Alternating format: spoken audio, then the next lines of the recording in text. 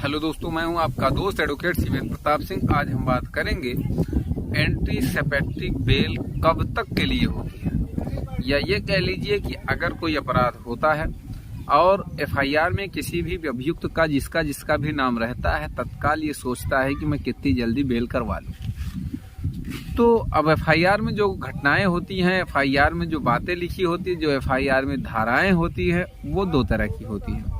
एक तो जमानती, एक गैर जमानती। चलिए, दूसरी कंडीशन ये, कुछ ऐसी संगीन धाराएं होती हैं जिनमें सजा 7 साल से ऊपर होती है, या ये कह लीजिए 7 साल से ऊपर का मतलब 10 साल, 20 साल, आजीवन कारावास या जो भी हो।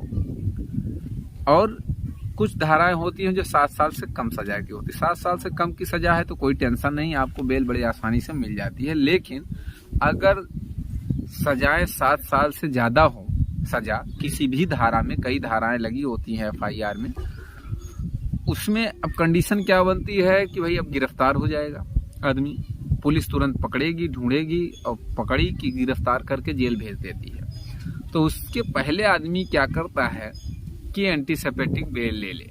देखिए, एंटीसेपेटिक बेल का दो पोजीशन होती है। एक तो ये कोई जरूरी नहीं है कि एंटीसेपेटिक बेल के लिए आपको एफआईआर लाना जरूरी हो। कभी कभी ये आप समझिए कि अगर आपको ये समझ में आए, ये लगता है कि कोई भी व्यक्ति आपको इलीगल तरीके से, नाजायज ढंग से अगर आपको गलत मुकदमे में, फर्जी मुकदमे में फंसा देगा, तो ऐसी कंडीशन में, ऐसी दशा में आप बिना एफआईआर के ही, अर्थात आपके खिलाफ कोई एफआईआर रजिस्टर ना हुई हो, तो भी एंटीसेपेटिक बेल फाइल कर सकते हैं। अब अगर कुछ सवालों का जवाब मैंने दिया जो कि भाई एफआईआर है या नहीं है, तो भी आप एंटीसेपेटिक बेल फाइल कर सकते हैं। ये क्लियर आपको समझ में आ गया होगा।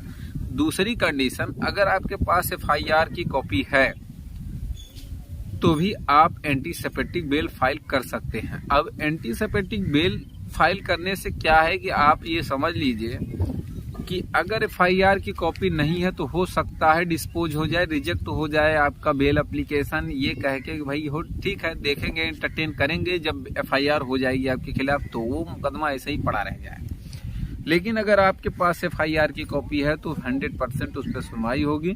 और अगर आप अच्छे ग्राउंड के साथ हैं, आपके का केस फर्जी है या कभी कभी नहीं भी फर्जी होता, अगर आपके पास सबूत है तो आपको एंटीसेपेटिक बेल मिल जाती है, ये श्योर। एंटीसेपेटिक बेल से संबंधित मेरे कई वीडियो यूट्यूब चैनल पे ऑलरेडी बना के रखा हूं मैं, उसमें आप देख सकते हैं कि एंटीसेपेटिक बेल की क्या पोजीशन होती है। एंटीसेपेटिक बेल जो होती है, ये सुप्रीम कोर्ट का एक लेटेस्ट जजमेंट आपको बताता हूँ, 5/3/2021 का, doctor Rajesh Pratap Giri versus state of UP and other. इसके केस में क्या हुआ कि अब तीसरा सवाल यहाँ निकल के ये आता है कि एंटीसेपेटिक बेल की क्या कोई समय सीमा होती है, अर्थात ये कह लीजिए, शुद्ध भाषा में समझना हो आपको, तो एंटीसेपेटिक बेल अगर मिल जाएगी तो वो कब तक के लिए होती है। ये सबसे बड़ा सवाल लोगों का होता है कि एंटीसेपेटिक बेल जो होती है वो कब तक के लिए होती है। तो सीधे शब्दों में इसका ये जवाब समझ लीजिए कि एंटीसेपेटिक बेल की समय सीमा बिल्कुल भी कहीं किसी लॉ में, कोई सीआरपीसी में नहीं बताई गई है। लेकिन एक जजमेंट में ये जरूर कहा गया है कि एंटीसेपेटिक बेल जो होती है, वो जजमेंट क्या है आपको मैं बता दूं, वो केस क्या है। सुप्रीम कोर्ट ऑफ इंडिया का, honourable supreme court of India ने 19/1/2020 में एक ऑर्डर पास किया, Sushila Agarwal and other versus of state of NCT of Delhi and others. इस केस में उन्होंने साफ साफ ये कहा कि एंटीसेपेटिक बेल अगर किसी भी अभियुक्त को मिल जाती है तो वो समझिए जब तक ट्रायल चलेगा वो तब तक के लिए होती है, 2 महीने 4 महीने, ऐसा कोई ड्यूरेशन नहीं है।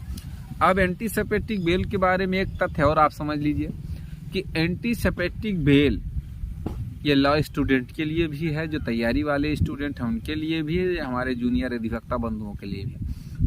1973 के पहले कोई तरह की एंटीसेपेटिक बेल का प्रोविजन नहीं था, एंटीसेपेटिक बेल नहीं थी 1973 के पहले।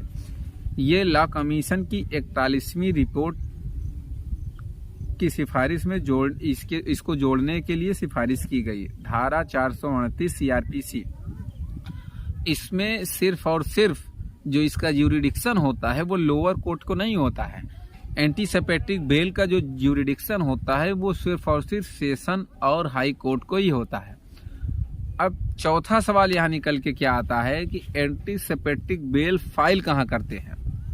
तो आपको बता दें, आप डायरेक्ट हाई कोर्ट में भी फाइल कर सकते हैं एंटी सेपेटिक बेल। ऐसा नहीं है कि आप लोअर कोर्ट अर्थात सेशन कोर्ट में ही फाइल करें। लेकिन एक चीज़ और है भाई, अगर हाई कोर्ट ये कह दिया कि आप सेशन क्यों नहीं गए, तो आपके पास कोई जवाब नहीं रहेगा। तो कहने का ये मतलब है कि एंटी सेपेटिक बेल अगर आप फाइल करना ही चाहते हैं तो पहले आप सेशन कोर्ट जाएंगे, सेशन कोर्ट के बाद आप हाई कोर्ट। अगर सेशन दे देता है, अलाउ कर देता है तो सो फार सो गुड, अच्छा है, वेरी गुड। अगर सेशन नहीं देता है तब आप हाई कोर्ट में एंटी सेपेटिक बेल फाइल कर सकते हैं। इसमें कोई बाउंडेशन नहीं है और एंटी सेपेटिक बेल मिलती भी है। अब एक चीज, पांचवा सवाल ये बनता है कि क्या 302, 376, 377 जैसे मुकदमों में भी एंटी सेपेटिक बेल मिलती है। तो आपको बताते चलें, एंटी सेपेटिक बेल जो होती है वो किसी भी मुकदमे में आपको मिल सकती है और नहीं भी मिल सकती है।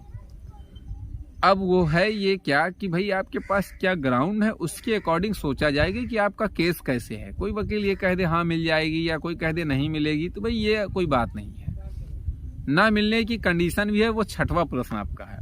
छठवां क्या है आपको बता दें कि SC/ST एक्ट में एंटी सेपेटिक बेल आपको नहीं मिलेगी।